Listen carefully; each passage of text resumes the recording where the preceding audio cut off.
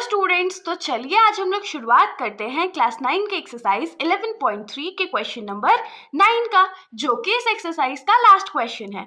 तो हमारा क्वेश्चन है, a heap of wheat is in the form of a cone whose diameter is 10.5 metre and height is 3 meter. Find its volume.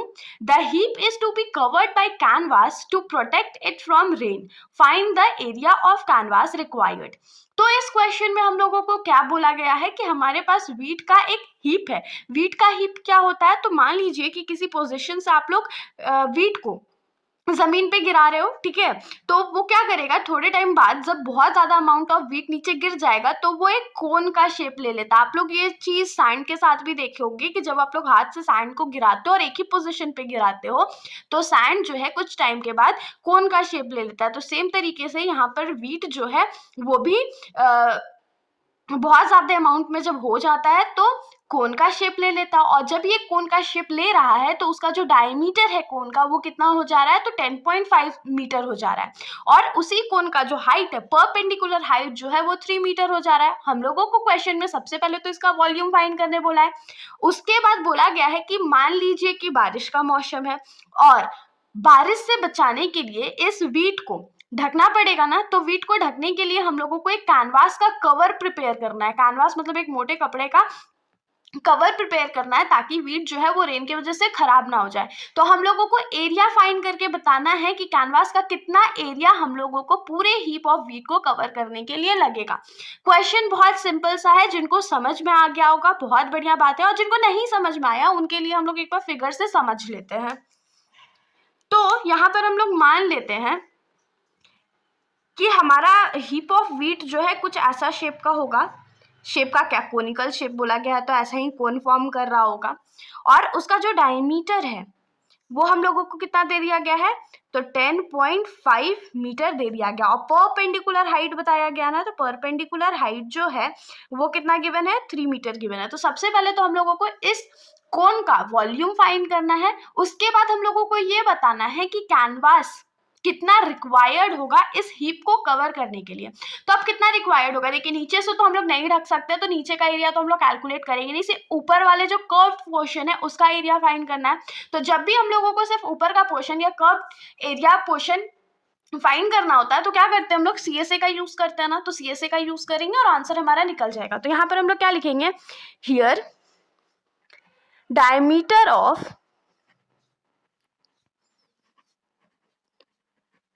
Heap of wheat is equals to क्या हो जाएगा, diameter कितना है, तो 10.5 metre. लेकिन हम लोगों को तो पता है कि हम लोगों को कभी भी डायमीटर का जरूरत तो होता ही नहीं है, हम लोग हमेशा क्या फाइंड करते हैं, रेडियस फाइंड करते हैं। तो यहाँ से क्या हो जाएगा, radius of heap of wheat is equals to क्या हो जाएगा, तो diameter divided by 2 that is 10.5 metre divided by 2। अब देखिए यहाँ पर पॉइंट के बाद कितने डिजिट्स है, एक ही डिजिट है ना, तो एक डिजिट के बदला एक जीरो जो है या 10 जो है वो नीचे मल्टीप्लाई हो जाएगा। तो इसको हम लोग क्या लिख सकते हैं, 105 डिवाइडेड बाई 20 मीटर। इससे आगे सॉल्व ये हो सकता है, लेकिन हम लोग अभी इसको सॉल्व नहीं करेंगे। अब इससे आगे हम लोग क्या कर सकते हैं, तो यहाँ पर हम लोग लिखेंगे, सबसे पहले तो हम लोगों को वॉल्यूम फाइंड करना है, तो लिखेंगे therefore volume of heap of wheat.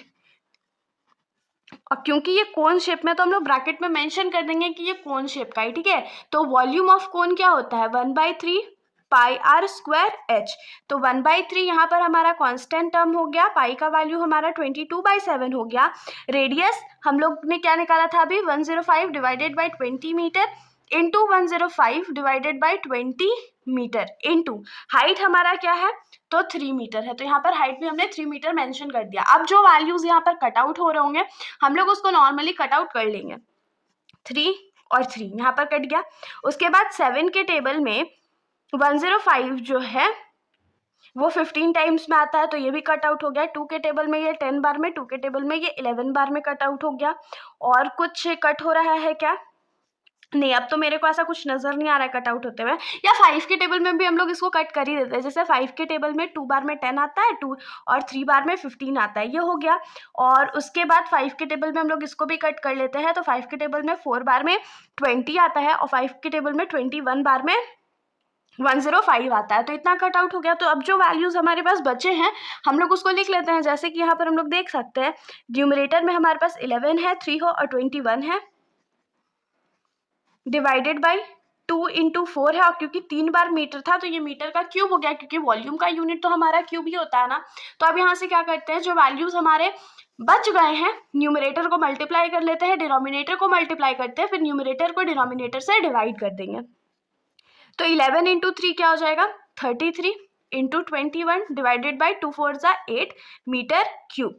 तो 21 इंटू 33 कर लेते हैं, तो 3 1 ज़ा 3, 2 3 ज़ा 6, 3 1 ज़ा 3, 2 3 ज़ा 6, तो ये क्या हो गया 693। तो 693 डिवाइडेड बाई 8 मीटर क्यूब। अब 693 को हम लोग सिंपली क्या करेंगे, तो 8 से डिवाइड कर देंगे। तो यहाँ पर क्या हो जाएगा, 8 8 जा 64, यहाँ बचेगा 5, 3 हमारा नीचे आ गया, उसके बाद 7 से तो नहीं जाएगा, तो ये क्या हो जाएगा 6 8 जा 48, माइनस यहाँ पर हमारे पास क्या बचेगा 5.0 यहाँ पर लगाएंगे, फिर 8 6 ज़ा 48 हो गया, फिर 2 बचेगा, एक 0 यहाँ पर 2 लिख देते हैं। तो हमारा जो volume of heap of wheat हो गया या कौन हो गया वो कितना हो जाएगा, तो 86.62। तो देयरफॉर हम लोग क्या लिखेंगे, volume of heap of wheat इस क्या हो जाएगा, तो 86.62 मीटर क्यूब। यहाँ पर हमारा यह सॉल्यूशन जो है खत्म नहीं हुआ है। क्यों नहीं खत्म हुआ है, क्योंकि अभी हम लोगों को कैनवास का एरिया तो बताना बाकी है। तो कैनवास का एरिया बताने के लिए तो हम लोग CSA का यूज करेंगे ना। तो यहाँ पर देखिए ये हमारा कोन हो गया जिसके बारे में अभी हमने वॉल्यूम फाइंड करा था। अब हम लोगों को इसका CSA फाइंड करना है। तो CSA ऑफ कोन का फॉर्मूला क्या होता है, पाई आर एल। एल का वैल्यू तो हमारे पास है नहीं, तो एल का वैल्यू तो हम लोगों को निकालना पड़ेगा ना। एल क्या होता है, तो स्लैंट हाइट होता है, मतलब इसका जो वैल्यू है वो हम लोगों को निकालना है। तो अब यहाँ पर जैसे कि हम लोगों ने रेडियस पीछे फाइंड करा था 10.5 मीटर जो कि डायमीटर था, उसको 2 से डिवाइड करा था, ठीक है। जब हम लोग इसको 2 से एक्चुअली में डिवाइड कर देंगे तो ये क्या हो जाएगा 5.25 मीटर, ठीक है। यहाँ पर हमने रेडियस को थोड़ा सा सिंप्लीफाई किया है। उसके बाद हमारा जो परपेंडिकुलर हाइट है क्वेश्चन में गिवन वो कितना था, तो 3 मीटर था। अब रेडियस का वैल्यू हम लोगों को पता है और हाइट का भी वैल्यू हम लोगों को पता है, तो हम लोग स्लैंट हाइट निकाल सकते हैं।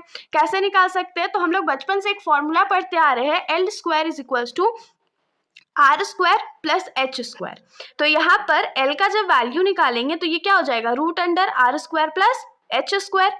तो रूट अंडर R हमारा क्या है, तो 5.25 मीटर का स्क्वायर प्लस H स्क्वायर हमारा क्या है, तो 3 मीटर का स्क्वायर। तो यहाँ पर 5.25 का हम लोगों को स्क्वायर निकालना है। तो इसको स्क्वायर निकालने के लिए हम लोग क्या करेंगे, तो सिंपली 5.25 को 2 बार मल्टीप्लाई कर लेंगे। तो 5.25 मीटर को जब हम लोग 2 बार मल्टीप्लाई करेंगे तो हमारा जो आंसर है वो अप्रॉक्स आएगा 27.5625 मीटर स्क्वायर प्लस 3 का स्क्वायर तो बच्चा बच्चा जानता है क्या होता है 3 का स्क्वायर, तो 9, और मीटर का स्क्वायर मीटर स्क्वायर हो गया। अब 27.5625 में हम लोग 9 को जब ऐड कर देंगे तो जो हमारा आंसर होगा वो 36.5625 मीटर स्क्वायर हो जाएगा। अब आप लोग बोलेगा अरे इतना बड़ा रूट का वैल्यू हम लोग कैसे सॉल्व करेंगे, तो क्वेश्चन तो बहुत बड़ा है लेकिन सॉल्व तो करना पड़ेगा ना। तो चलिए एक शॉर्टकट मेथड में हम लोग देख लेते हैं कि कैसे इसका हम लोग स्क्वायर रूट फाइंड करेंगे। तो हमारा स्क्वायर नंबर क्या है 36.56 और 25, ठीक है। हम लोग इसको लॉन्ग डिवीजन के हेल्प से कर रहे हैं। आपने पहले भी सीखा होगा लॉन्ग डिवीजन के मेथड्स हम लोग कैसे सॉल्व करते हैं, और जिन्होंने नहीं सीखा वो मेरे चैनल के प्लेलिस्ट पे बेसिक मैथ्स कॉन्सेप्ट्स के वीडियो पे जाकर के देख सकते हो। मैंने वहाँ पर बताया कि स्क्वायर रूट कैसे सॉल्व करते हैं। तो यहाँ पर देखिए बार लगाना हम लोग पीछे से शुरू करते हैं डबल डिजिट्स पे। तो 25 पे बार आया, 56 पे आया और 36 पे आया। तो 36 क्या स्क्वायर नंबर होता है, बिल्कुल होता है। तो किसका होता है 6 का, तो 6 जा कितना हो जाएगा 36, माइनस कर लिया हमने 0 बच गया। पॉइंट नीचे आने वाला था तो पॉइंट को हमने नीचे ऊपर भेज दिया और 6 को यहाँ डबल कर देते हैं। तो 6 2 जा क्या हो जाएगा 12 हो जाएगा और यहाँ पर डैश हो जाएगा हमारा। अब देखिए क्योंकि पॉइंट हमारा यहाँ पर था और 56 अब नीचे आ गया, लेकिन आप लोगों को क्या लगता है यहाँ पर कि 120 मतलब 12 जो है, और उसके बाद अगर हम लोग कोई डिजिट पुट कर रहे हैं जैसे 0 1 2 3 4 कुछ भी पुट करेंगे तो 56 आएगा क्या? नहीं आएगा। क्यों? क्योंकि ये नंबर जो है इस वाले नंबर से छोटा हो जाएगा। तो हम लोगों को क्या करना पड़ेगा? 25 को भी साथ में नीचे लाना पड़ेगा। ठीक है, अब जब हम लोग 25 को भी सीधे नीचे लाएंगे तब यहाँ पर क्या हो जाएगा? ये ऊपर एक 0 चला जाएगा, क्योंकि जब हम लोग सेम डिजिट नीचे लाते हैं, एक्स्ट्रा डिजिट नीचे लाते हैं, तो वो एक 0 ऊपर ऐड कर देता है। अब हम लोग यहाँ पर एक डिजिट अज्यूम करते हैं जो कि इस डिजिट से छोटा होना चाहिए या बराबर होना चाहिए। तो हम लोग यहाँ पर अज्यूम करके चलते हैं। 4 4 जा 16, 8 9 और 4 1 जा 4, 496 है हमारे पास यहाँ डिजिट। एक बार हम लोग 5 के साथ भी इसको चेक कर लेते हैं। तो 125 इंटू 5, 5 5 जा 25 हो जाएगा, 2 5 जा 10, 1 12 हो जाएगा यहाँ पर, और ये 625 हो जाएगा। तो 625 तो हमारा 562 से बड़ा हो जाएगा। तो हम लोगों को 4 के साथ ही चलना पड़ेगा। तो यहाँ पर भी 4 और यहाँ पर भी 4 और यहाँ पर हमारा क्या चला जाएगा? तो 496। अब हम लोगों को तो पॉइंट के बाद 2 डिजिट से ही मतलब होता है। तो अगर आप लोग चाहो तो यहाँ माइनस कर भी सकते हो, नहीं चाहो तो नहीं भी माइनस कर सकते हो। तो यहाँ पर जब हमारा रूट सॉल्व हुआ तो हमारा जो अप्रॉक्स आंसर है, अप्रॉक्स परफेक्ट आंसर नहीं है लेकिन अप्रॉक्स आंसर कितना है? तो 6.04 और मीटर स्क्वायर के बदला 1 मीटर आ जाएगा। मतलब हमारा जो स्लैंट हाइट का वैल्यू है वो कितना है? तो 6.04। अब अगर हमारे पास स्लैंट हाइट है तो हम लोग CSA ऑफ कोन तो निकाल ही सकते हैं। तो अब हम लोग यहाँ क्या लिखेंगे? CSA of cone is equals to pi RL। तो पाई का वैल्यू हम लोग 22/7 लेंगे। रेडियस का वैल्यू हमने जो पिछले बार लिया था वॉल्यूम के टाइम पे वही ले लेते हैं, 105/20 इंटू स्लैंट हाइट हमारा क्या हो जाएगा? 6.04 और दोनों में मीटर यहाँ पर लग जाएगा। ठीक है, हम लोग इसको थोड़ा सा सिंप्लीफाई या रेक्टिफाई कर लेते हैं। तो ये क्या हो जाएगा? 6.04 को क्या लिख सकते हैं? 604 डिवाइडेड बाई 100 मीटर। अब 7 के टेबल में 105 जो है 15 टाइम्स में कट आउट हो गया। 2 10 20 और 2 11 22 हो जाएगा। अब देखिए नीचे हमारे पास सिर्फ 0 वाले टर्म है जैसे कि 10 100, तो हम लोग इसको सॉल्व नहीं करेंगे। यहाँ हम लोग सिर्फ न्यूमरेटर को फटाफट मल्टीप्लाई कर लेते हैं। डिवाइडेड बाय नीचे 1000 हो जाएगा और metre into metre, metre square हो गया। तो अब हम लोग क्या करते हैं? 11 इंटू 15 करते हैं और फिर जो हमारा आंसर आएगा उसको हम लोग 604 से मल्टीप्लाई कर देते हैं। तो जब हमने इन तीनों नंबर्स को मल्टीप्लाई कर लिया तो हमारा जो आंसर है वो कितना आएगा? 99660 डिवाइडेड बाई 1000 मीटर स्क्वायर। अब देखिए एक 0 और एक 0 कट गया और नीचे डिनोमिनेटर में 100 है तो ऊपर 2 पॉइंट शिफ्ट होगा। तो ये क्या हो जाएगा?